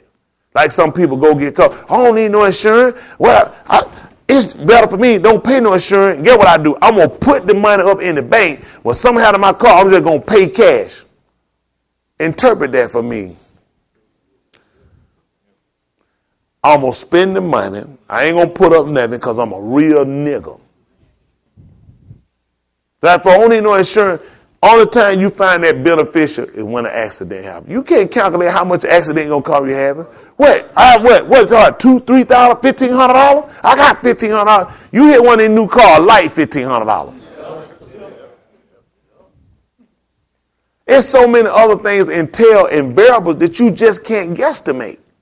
In saying that, then it's things in life you just can't guesstimate and take a chance on. That's why he said you got to put on the whole armor. And David said and looked at because he looked at God being his armor. Only reason why. You going to war, he said, well, I ain't proved. I'm going to just go with what I know. No, you're going to have to put on the whole armor of God. That's the way you're going to be able to stand. He had on the armor that was from God from the spiritual standpoint. Now, we're looking at a lot of time with us. There are things we feel like we don't need because I'm not worried about that happening. When it comes down to the devil and the tricks and trickery he'll use, you're going to need everything God got. That's why we wind up going through the whole. It's too many variables. There's too many ways. There's too many options. Too many chances. Too many things that come against us to prove us to see whether or not we love the Lord. That's why when he put them down to hunger, because when a person get hungry, you'd be surprised they'll sell out. You should be surprised. With cults, the big drive with cults is fasting. You get a person hungry enough, you know what they'll do? The first time we went to Gulf War, we wound up being Saddam so quick because the first thing the U.S. did, he never expected we hit his food supply. When them soldiers got hungry, all the training they had, all the bullets, all the grenades, they came just like that and traded in for a sandwich. Now, had they been aware, and even Paul told, even Luke told her, knowing this, that if the good man of the house had known which watch the thief would go, he would have did what? He wouldn't have suffered his house to be brought. If he knew they were going to hit their food supply, guess what they would have done? They'd have stacked up and they would have had more rations. But not knowing and assuming, I'm trained so well, I shoot so straight, I can throw a grenade from here almost 2 counties. I'm ready for anything. I've been hand to hand. I could beat all 4 of them together, but one, I'm trained to do this. But I didn't train how to go without food for a long period of time. Now, all the shooting and bullets done ran out. All the grenades, now I got to come along and get these guys my gun. All my train, give them all my grenades just to sit down and eat a sack lunch. And guess what happened with the devil? Sometimes you could train on your level in your thinking, not realize, man, how the devil come at you won't be the way you thinking. And the Lord have to allow him to do it because there's certain things God can't do. So God allowed him. He there for a reason. Even when he put us and allowed us to go into the land. The Bible teaches in the book of Judges that he didn't drive out somebody who? He didn't drive everybody out because the Lord wasn't stupid. If I let you, he told him, if y'all listen, hold on what you got right quick. See what happened at the 23rd chapter of the book of, see that 23, Exodus chapter 23, verse 20.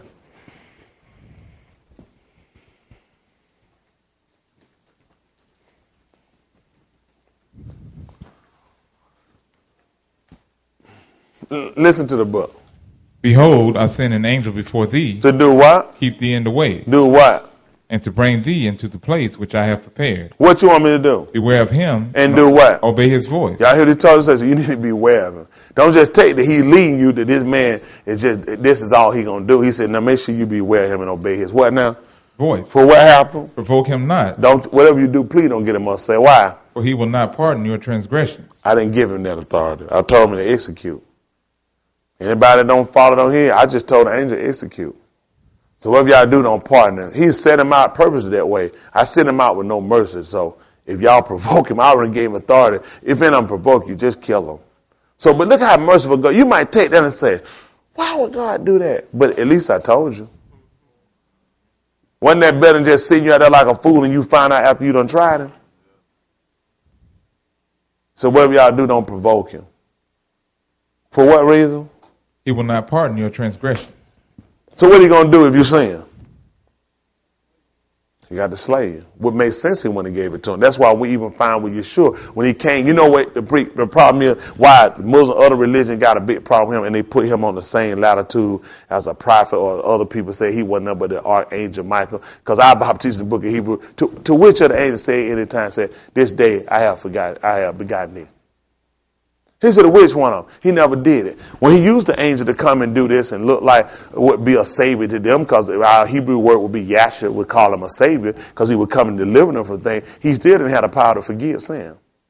When he went and he found people sick, you know he wound up doing to some of them? He said, your sin forgive him.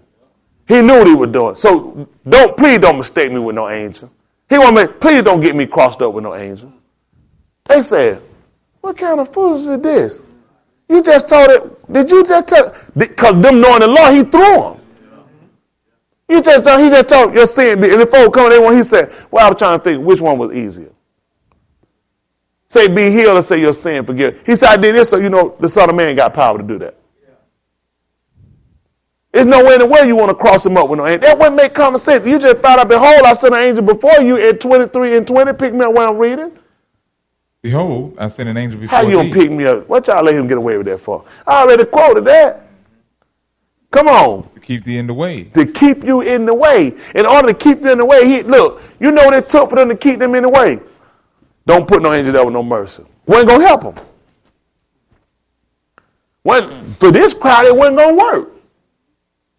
They'd have made a fool out of this angel. He'd have messed around, had power to forgive sin. They'd have made a fool out of him. They'd have never got nowhere. But being the God he is, he's still, because sure the Lord don't do nothing except reveal his servant the prophet. No, angel didn't write this. A man wrote it. A man told us, let us know, listen, it's going to be an angel that's supposed to come and get us and take us over to Jerusalem, y'all. Make sure nobody don't cross him or provoke him, because God's name in him, and he will not pardon your transgression. I'm good. Keep everybody. That was supposed to get fearful and realize, don't go trying. I'm just see what happens if I do it. Coochie, coochie, coo. Bam, there you go dead. But you were told, whatever you do, don't provoke him. Because my name is in it. He will not pardon your transgressions. It's look unmerciful, but God had to clear up. So when he came on the scene as a forgiver of sin, how you think they looked at him? Here we done dealt with angels that wouldn't pardon us. Here we did with Moses when we transgressed, who went up and said, I tell you what, if you don't forgive them, you just take me out. No, whoever sinned against me, that's what I'm going to blot out my book. You just care where you're going. And the day when I visit their transgression, I'm going to visit them.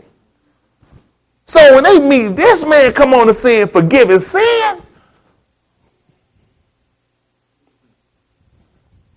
when you don't know the law, it don't seem that valuable to you. When you hadn't learned, you don't really consider it. You don't consider the two covenants that we set on and what we look at versus what we look at when we get from him. We found somebody that were able to forgive sin. Out of all the time they went, they had nobody to do that. They had offerings and all these things that were by the law. He said he had no pleasure in them. The son was different. He told us in the 8th chapter book of St. John, verse 28, he said the Father had never left me alone because I do always the thing that pleases him. He departed from us. He said he never left me.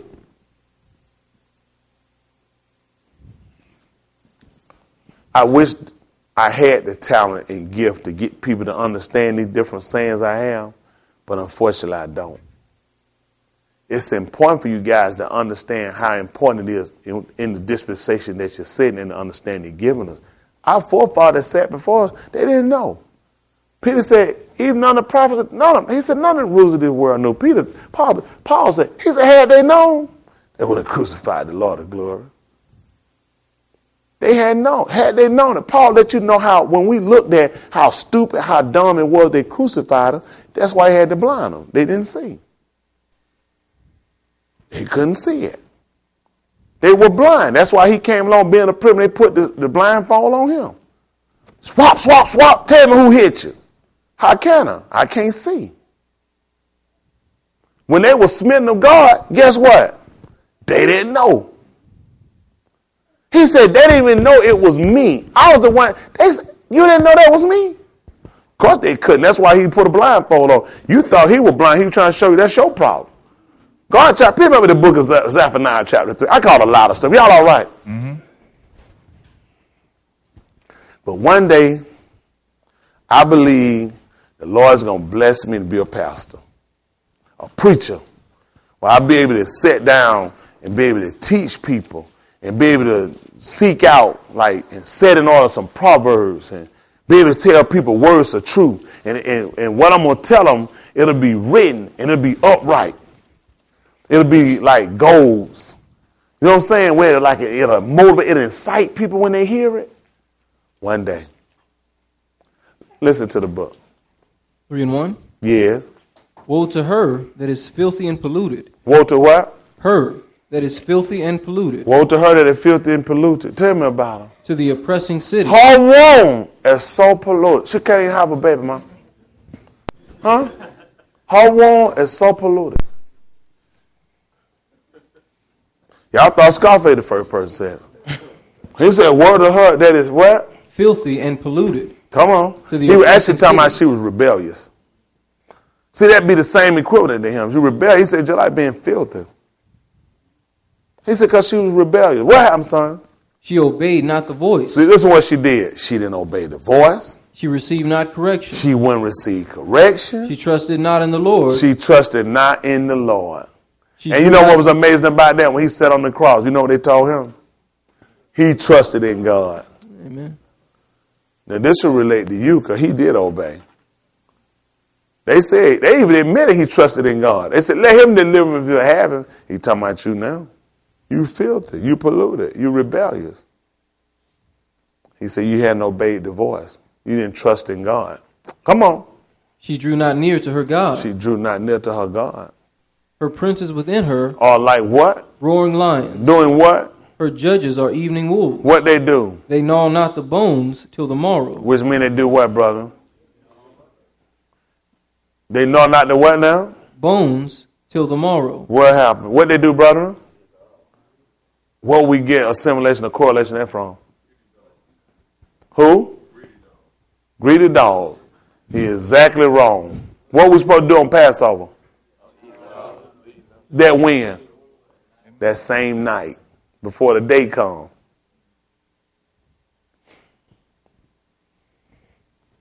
We supposed to eat it. We supposed to save something for the next day? No, anything was left the next day, you had to burn it with fire. Had to be burnt. You couldn't have it. You had to eat it all that night. That same night, it had to be all eaten. Isn't that right? Y'all all right? Amen. All right, just trying to make sure. Listen. Her prophets are light and treacherous persons. He told they were insolent. Come on. Her priests have polluted the sanctuary. Her priests have polluted the sanctuary. Go ahead. They have done violence to the law. What did they do, brother? Damage. Damage. The law had a lot. What you think happened? They had that man up here slapping him. Listen. They had done damage to the law. They had to snatch the man's beard off. Isaiah told us that, man, them folk, they wound up pricking my beard. Who you think they were talking about they were damaging? You think they had damaged some paper? Not at all. They had did violence to the law. They had damaged it. He'd look at the thing. Y'all said and poke holes in it? Her priests did it. These people that were teaching that told the folk and persuaded the people, give us Barabbas, crucify Jesus. He know these folk, they insolent. These people have done damage to the law. His face is, y'all ain't gonna believe it, it's marred. Ain't no more than anybody else. There's no confidence. Who gonna desire this?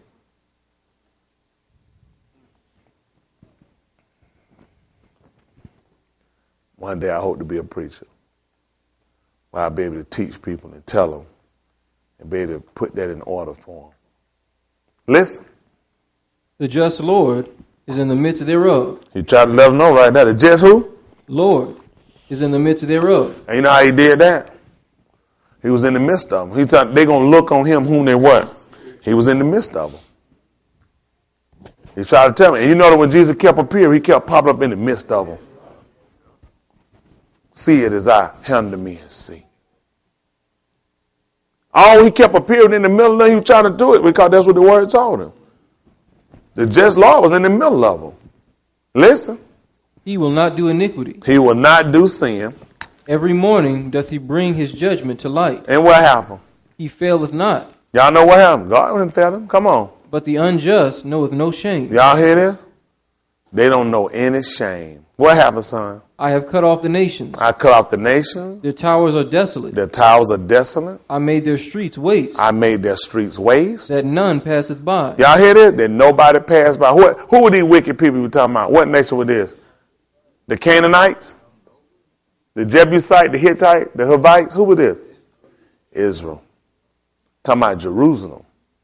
her tower. That's what we did. One of our prophets told us that, and he's going to set me somewhere. He's going to set me on the tower. And I was going to watch to see what I should answer when I was reproved. But now the Lord come and he let us know about Zephaniah.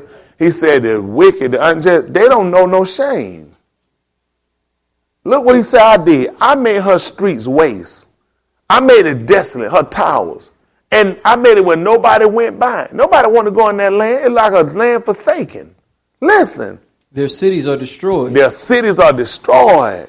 So that there is no man, that there is none inhabitant. Y'all hear that? He had to fix it that way. There was no man. He kept asking them before he destroyed it. He said, I sought for a man. He asked Jeremiah and he asked Ezekiel. He told them to go through the gate, seek well, and see if there be any that have understanding. He told them, run 2 and 4 and see. See if you can find one of them. That's what he was trying to do with Abraham. Sodom and Gomorrah was just a premise of us. He kept asking the Lord to despair if he could find 50 of them. He said, if you can find 50. Abraham knew 50. I know he ain't on 50 of them. If the Lord would, if it be 40, would you do it? He said, if you find 40, I'll do it. Last time I ain't even see 40 of them. Let not that anger of the Lord be hot against his servant. If it be 30 of them, and you can find 30, till he got down to a few, he had to tell them to do what? So we should have known Jerusalem was going to be destroyed. See, had we known the law properly, we should have known it because Sodom and Gomorrah was our premise. They were our premise. Couldn't find it. That's what he would tell. When he was telling Jeremiah, Ezekiel, they already knew that. It ain't no way in the world going to be. He couldn't find one in Sodom and Gomorrah. Not when he couldn't find enough of the standing the gap for the head. He said, for the land that I should not destroy it. That's why we had to get out too. He let them know, go ahead and get them people out. I'm going to have to destroy this city. I'm going to destroy this land. And I'm going to wind up killing some of the people. See, that's why when we look, Malachi talked about the residue. That's why when we look in the 9th chapter of the book of Romans, it started talking about though the children of Israel be as the seventh seed, yet shall have what now? Actually, a residue. If you drink something like hot chocolate or drink certain stuff and put power, when you get through, you do this here, you'll find some stuff back down in the glass that come out behind it. That's us. We the residue. See, the rest of it, they flowed on out. It's people that flowed on out. When you get through, you look, you say, there's still some stuff in there. The residue. We the residue of the people. Think of how many of them came through. When you first pour that glass, all that water, all the stuff that it roll out together. It pouring. It all come out together. It'll drown you if you don't know how to catch it. But by the time you get through, you look a little bit behind it, you'll see some residue. If you look behind all those people, guess what you're going to see? You don't see us. We the residue. We the residue. Let's see what he told you right quick at the 2nd chapter of the book of Malachi. Y'all all right tonight? Amen. You know what I would like to be able to do if I ever became a preacher? Just be able to just kind of go through and kind of deal with the Old Testament a little bit. Because the Old Testament is like hard law. That's when God didn't have no mercy. Isn't that right? Well, I don't want to just be able to like Matthew, Mark, Luke, and John. I want to be able to go and look at the Old Testament and be able to find stuff in there if I ever get to be a preacher. Malachi chapter 2. Pick me up at about verse 10. Listen to the book. Have we not all one Father? Have we not all one who? Father. You know what they take this and say? See the Gentile? Now, do that make common sense? That he talking to some Gentile talking, have we not all one Father? Makes absolutely no sense. But people take the law, they go back and read it and say, you know, the Bible says all I have one Father. No, we have a Father. The world has a creator. That is a difference. Listen. Have not one God created us? Listen.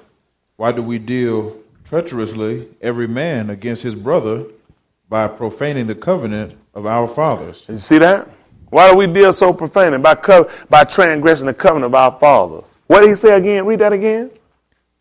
Have we not all one Father? Yes. Have not one God created us? Listen. Why do we deal treacherously, every man against his brother, by profaning the covenant of our father? You know what's amazing about that? What brother we relate that to? To Joseph. So Joseph and Abraham were brothers. I mean, with a clear conscience.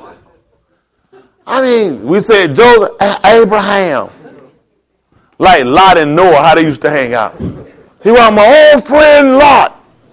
What happened to your wife? Oh, me Lot, I always said she was the salt of the earth. Why the way he been speaking Irish? And they said the stuff was accurate. No, that's a humor. You know, I'm just being a little humorous with you. But we consider those brothers. When you come back to get this talking and you get this writing, they say, how are we going to deal treacherously with our own brother?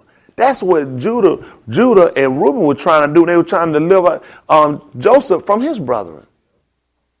They had dug a pit for their brother to fall in the hole.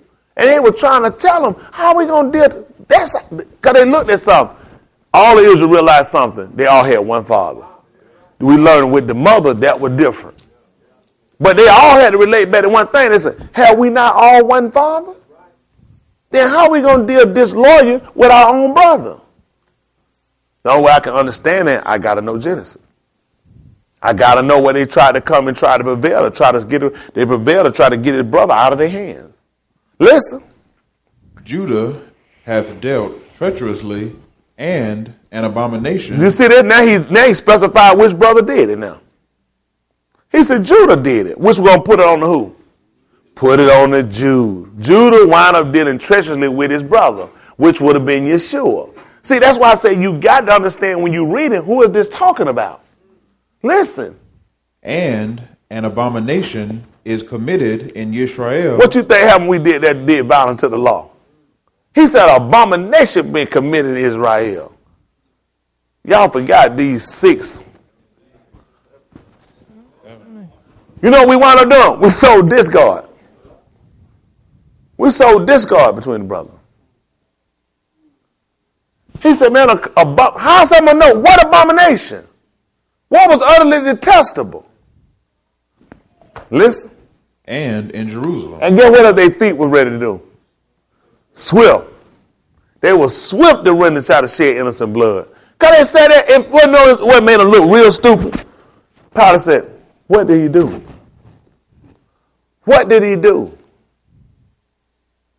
Crucify, crucify. Their feet were quick to get there to do it. Whole time, you think when they read Proverbs, the 6th chapter, they thought they were talking about them? Wouldn't have been no 6th chapter, then they'd had the book. You think they'd been reading things that were going to come up, that were going to condemn them? False witnesses. When they brought the man up, they tried to tell him. They said many false witnesses. They even sought false witnesses. Hurry, we're trying to get somebody to say he did it. Feet were swift to try to get to shed innocent blood.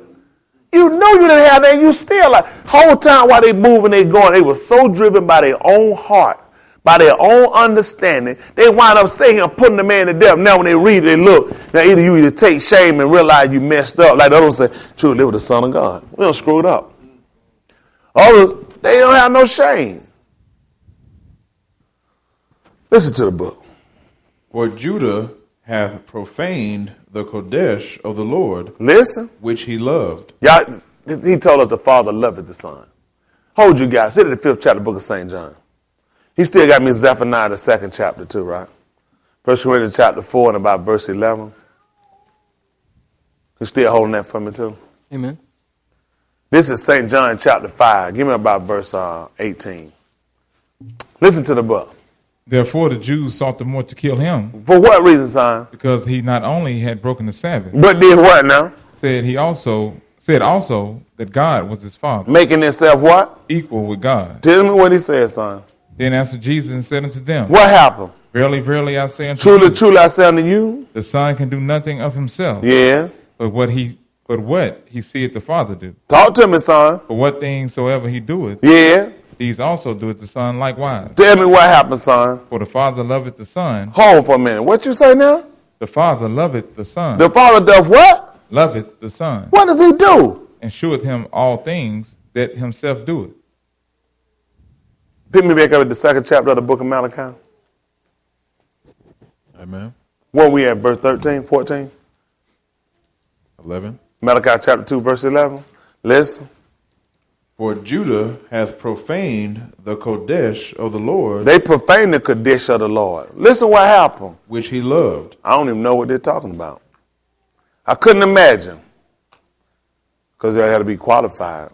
So now I'm just lead to speculate. One can only wonder who he could be talking about. What could he possibly love? Listen. And hath married the daughter of a strange god. Come on, son. The Lord will cut off the man that doeth this, the master and the scholar, out of the tabernacles of Jacob, and him that offereth an offering unto the Lord of hosts. Come on. And this have you done again, covering the altar of the Lord with tears, with weeping, and with crying out, insomuch that he regardeth not the offering any more, or receiveth it with goodwill at your hand. Y'all see what happened? That's what he was trying to tell you. Sacrifice and offering for sin, thou would not, neither he even have any pleasure. That were offered by something, I forgot it was. That were offered by the law. That's why he had to put something in to come in and set a new way up. He said, this have you done. You've been coming with your tears, crying before the Lord, so much that he don't even regard it anymore. He wouldn't even regard it anymore. Say, wouldn't even take it anymore at your hand at goodwill. Ain't no goodwill. Ain't even a goodwill offering. Because why would you keep doing the same thing? He said, I won't even accept it. He would try to tell. That's why we find in Isaiah, we tried to start telling him about, he won't even smell anymore. And Micah, I won't even smell anymore in your solemn feast. Away with it. He said it's iniquity. Isaiah told, he said away with this stuff. It's iniquity. Told you bring no more vain oblation. Incense, he said it's an abomination. Your new moon, your Sabbath, my soul hated. What you think got him in a situation to do that? Because he said this is what you wind up doing. When you come along and you wind up profaning the Kodesh one of the Lord, you wind up doing these different things. You did damage to the law. And so much the Lord, like, I don't even regard you anymore. A way had to be open and set up. And even Peter told us, so an interest was ministered unto you. Listen. Yet ye say, wherefore, because the Lord have been witness between thee and the wife of thy youth, against whom thou hast dealt treacherously. We wind up doing treacherous to them, man. We wind up being disloyal to him. We look at it. I mean, that's amazing what a proverb, we start off in Proverbs the 12th chapter. It was talking about to do something. Remember what now? When are you supposed to do that?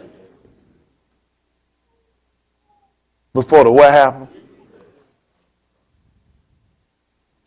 Listen. Yet is she thy companion and the wife of thy covenant. Listen. And did not he make one? Didn't he make one? Listen. Yet had he the residue of the Spirit. Got a part remaining. The residue.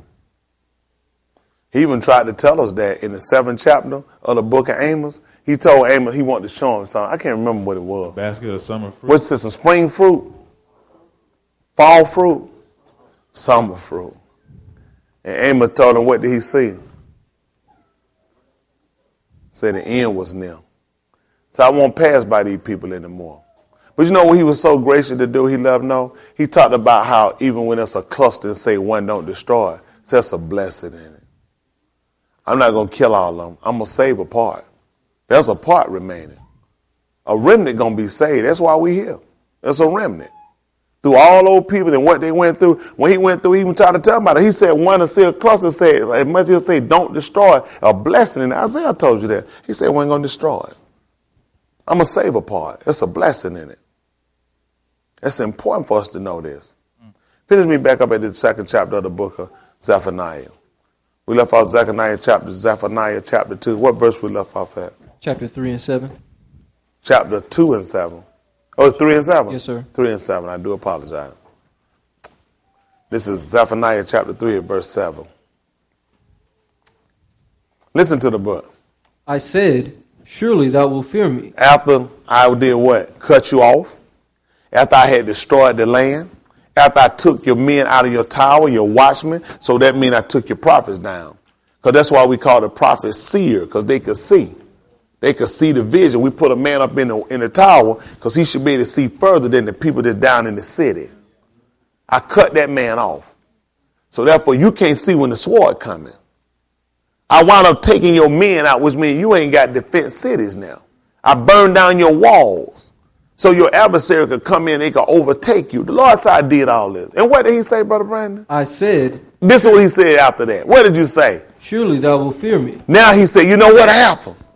They'll fear me now.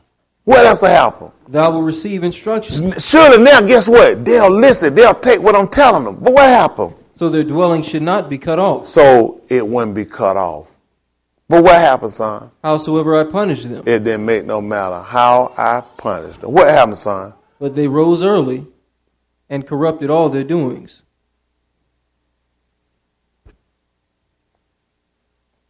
All in doing with correction, it didn't yield what it's supposed to do for them.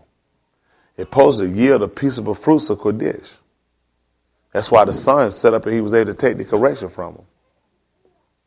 He had to. He looked at what it was going to yield for him.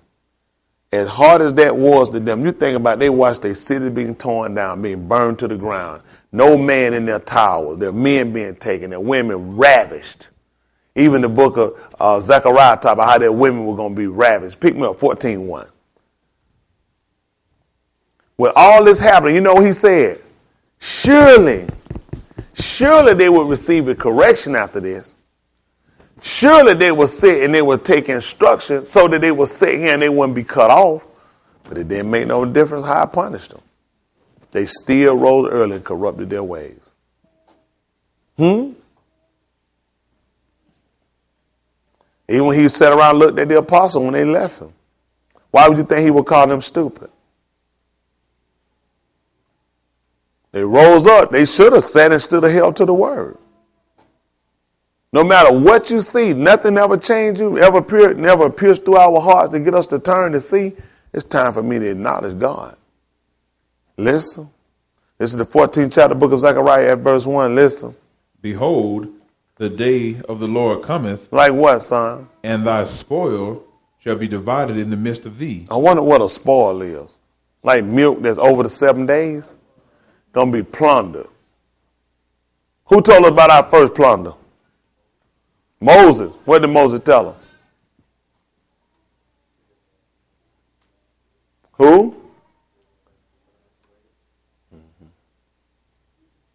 So when Isaiah seen Hezekiah after he had brought the men of Babylon in and letting the Chaldeans come in to see everything that was in his house.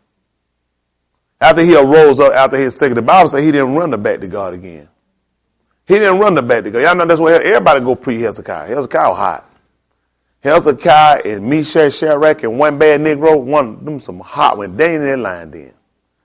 Man, how God turned the sundial back for Hezekiah. But y'all didn't listen. The Bible told us in the book of Kings that he didn't run again. He didn't run the back to God. Not according to what God did to him. That's why we have to be careful. When God do things for us, we have to make sure we run the back to God. We just assume we got something. He wouldn't give back to God according to what God had done to him. And when the Chaldeans came and they had come into his land, he took them through and showed them, this mine, this is all mine, all this mine, and this over here, this mine, and all this mine over here. And when Isaiah came, you want to know the men that came. What they came? He said they came from over there. And, they had wanted to see all the stuff that I have. Lord, let him know. So everything you showed us, they're going to carry out of him. Hezekiah, to prove he 100% black, what did he want to know? Is it going to be in my time? No, he said, well, I'm good. I'm good. Hezekiah didn't want to make sure, is it going to be in my time? So, no, I'm good. I'm good. Straight 100% black. That's what we consider. You think he would have saw that? But then here comes Zechariah telling us 14:1 what he told us. Behold, what happened? The day of the Lord cometh, and thy spoil shall be divided in the midst of thee. Come on, son. For I will gather all nations against Jerusalem to battle. Y'all hear that? I shall gather all nations against Jerusalem to battle. Talk to me, son. And the city shall be taken, and the houses rifled, and the women ravished. Oh, you know what's amazing about that? You should try to tell us this right here. that how Jerusalem was going to be compared by the Gentiles.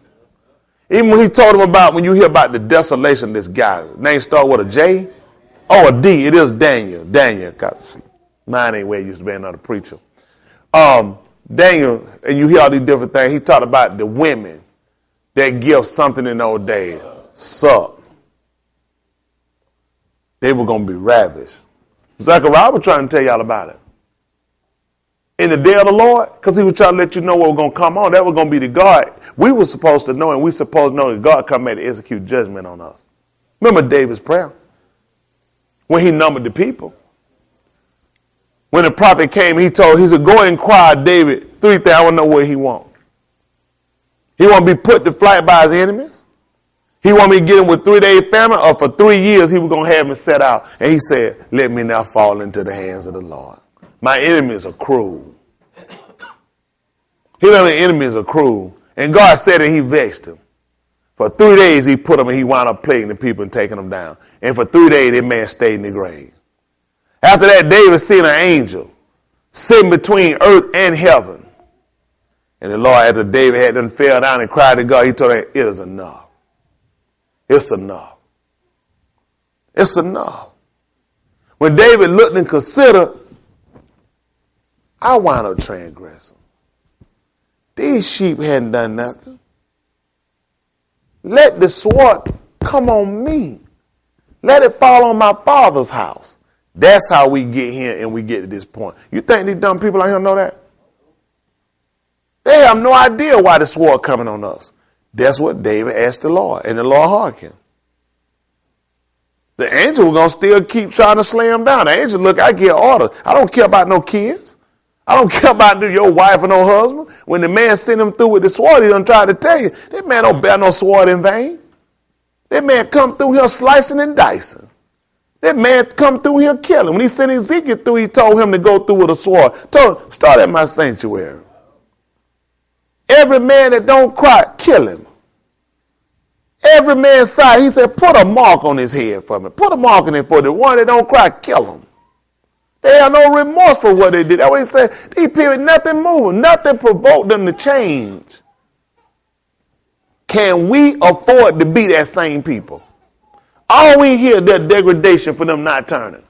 This was the day of the Lord for us. That's what we supposed to recognize when this started coming. He said, you see all these things, what we supposed to do?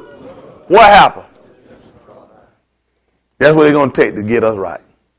We're going to sit up here and see in a state of crisis like this and death. Look at now the beginning of sorrow. This ain't changed nobody in them. When it get worse and you start seeing baby getting slaughtered and seeing all these different things coming, your redemption coming now. See, sometimes your redemption don't come and you get put and lose everything you got. They got to take God to purify. He chose you to the furnace of affliction. He said your women, they're going to be rabid. What you think happened to a woman you take her baby? That your baby got taken right now and got, so how you going to view yourself? I'm good. The women going to be ravished. Listen. And half of the city shall go forth into captivity. Didn't Jesus tell her they're going to lead us away into captivity? What happened, son? And the residue of the people shall not be cut off from the city. I don't know what that means. I don't know what that means about no residue.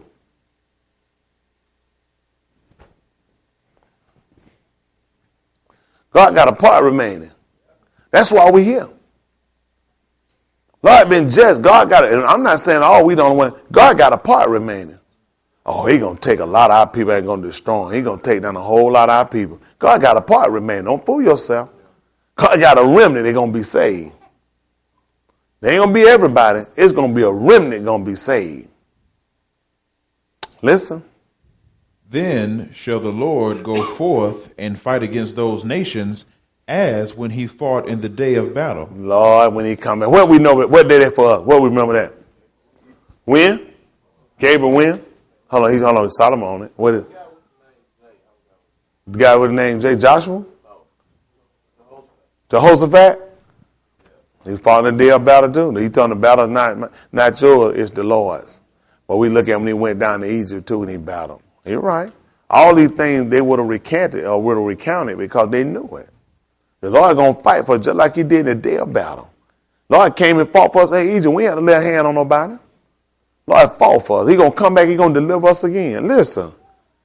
And his feet shall stand in that day upon the Mount of Olives, which is before Jerusalem on the east.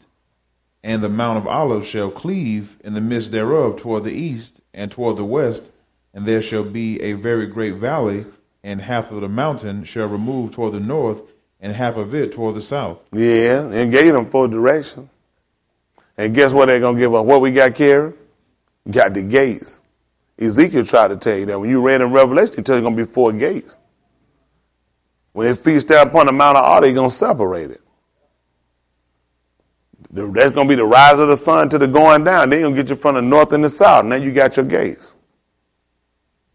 Oh, y'all already knew that. I messed up because I'm not a minister, I'm a preacher. I shouldn't even try to do that. What the reason we got for 4 directions? Our gates.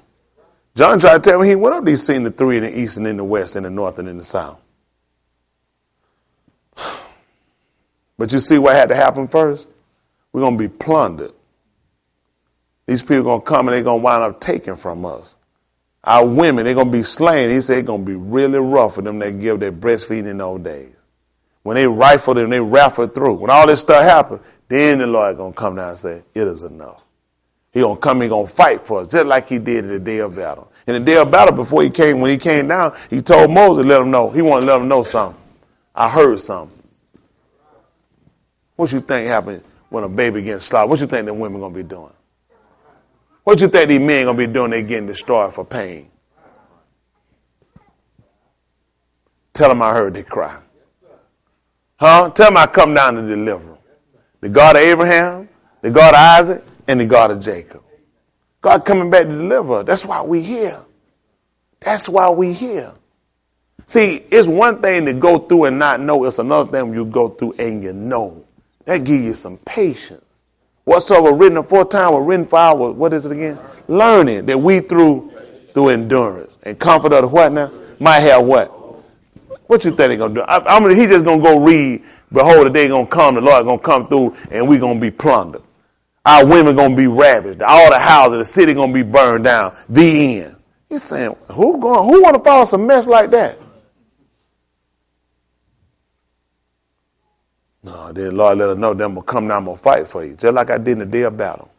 In Egypt, do you not remember what the command was for them? The command was to kill our kids. Oh, if I was a preacher, I would have been able to tell you about that. They told the midwives, so when they have a kid, kill them. If it's a male, kill it. But you know how the Lord worked. The midwives feared God. And when Pharaoh was questioning, want to know what happened, he said the Hebrew women not like the Egyptian women. They strong. They don't wait on nobody. They'll go home and break forth. That's just like us. We just going to break forth. We can't wait on these people. Why y'all think Jacob had to get out from under his father's house? Man, I've been here 7 years, another 7 years, then you tack on some more years on that stuff. I got to be going. He wanted to keep waiting, keep adding more years, then you're going to get what you're supposed to get. I got to make my own way. The Hebrew women couldn't wait on them. Hebrew women strong. This baby ready to come. There's no way to stop it. What God done already assembled, done established from us, is no way to stop it. That's why we here. Y'all got to know all this is a part of our suffering, everything we get. That's how the Lord going to come. we going to be purified. He's taking us through the furnace of affliction. When God hear our cry, that's when he going to come. Right now, everything too good. It pay week. Then I get paid for it. You ain't going to cry now. Not no pocket full of money. Not in no 5-week month. And you got a free month and you got money to spend. And coupons. He don't need to come now. Not when you just paid your car note and you just filled up your car. He need at least wait you get on a quarter of a tank. So you know what he's going to do? He got to put us in a situation where you want to see him come. What you want a savior when you think, when you've been victimized, when you've been plundered, when you at the plunder. What you want to do? You want to live, don't you? You want life. You want to be delivered, don't you? Well, that's what I'm going to do to save you. Paul told us something in my conclusion. I'm not called left some stuff out there. He said that all things work together for the good. Didn't seem like it, though. Not being spit on and blindfolded, being slapped. It seemed like the city being burned down and being in waste and going in captivity. But all things work together for the good of those that love the Lord.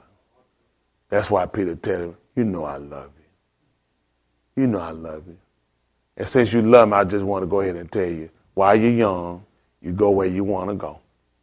You can put your own stuff on. But when you get old, somebody else going to have to carry you where you wouldn't go and put your clothes on you, signifying what your death going to be like and how God going to be glorified. See, God going to be glorified. He going to be glorified in it. Because you know what? Then we're going to call on him. We're going to really trust him. When he said one time, he said, when their defense, when their strength is gone, what we going to do? What you going to do? We told you, remember your creation. Before the keeper of the house started to shake, what you think will happen? You hear them people coming in, them tanks, them planes coming in, them people dropping them bombs through what you going to do? Oh, you're going to be shaking. You're going to be scared. You're going to be hollering. You're going to be calling on God. Then he said, I'm going to come back and fight for you like I did the day of battle. He's going to be glorified. His feet going to come. After he don't wipe down, he said, but the residue ain't going to be cut off. He got something he going to keep. He didn't tell everybody. He told you just flee in the hill of Judea. You flee up in the mountain. Wait on God. God coming back. We coming down with him. We coming back down with our God. Our God going to establish his kingdom. But for us, we got to understand what does it take for it to be established. We don't even think about that. We don't even consider what it takes. It takes everything you going through to get you to a point of perfection. God wouldn't have you go through nothing for nothing. Go through something. That's dumb. Everything God had you to suffer, every correction, every tear, every heartache, every pain, every loss, every repossession, every foreclosure, every sickness, every well, every health day, it's because God is trying to prove you. I'm trying to get you established in the present truth. That's why we're here. That's good, brother. Thank the Lord. Amen.